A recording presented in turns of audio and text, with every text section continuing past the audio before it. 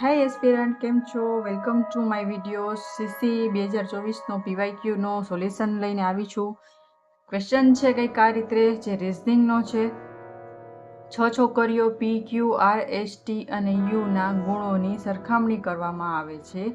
કોઈ બે છોકરીઓના ગુણ સરખા નથી. પીના ગુણ કોઈનાથી ઓછા નથી.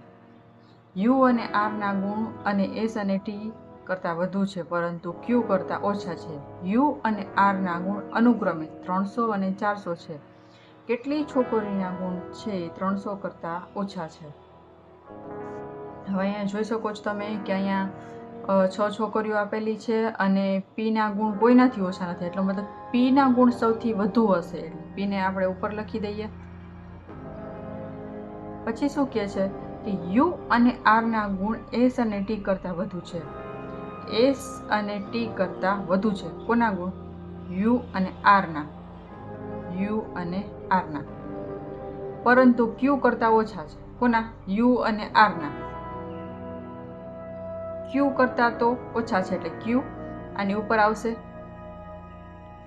કેમ કે મેં તમને આની પહેલાં પણ વિડીયોઝમાં કીધું છે કે જ્યારે પણ આવા સેન્ટેન્સમાં કન્ફ્યુઝન થાય ત્યારે પ્રશ્નને કોના પૂછવાનું, એટલે તમને જવાબ મળશે. તમને ગોઠવવામાં બહુ તકલીફ નહીં પડે.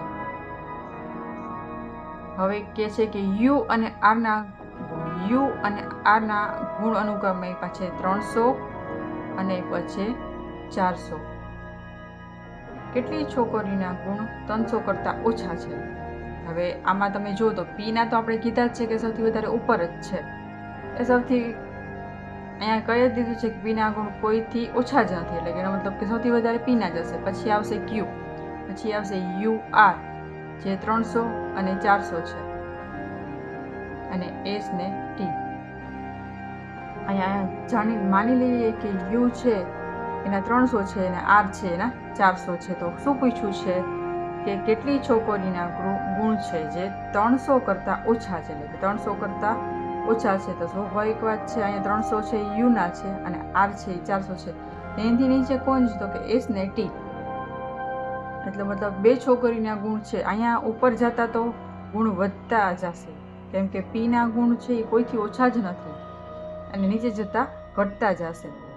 તેથી બે છોકરીના ગુણ છે એ સૌથી 300 કરતાં ઓછા હશે. તેથી જવાબમાં આવશે આન્સર બી.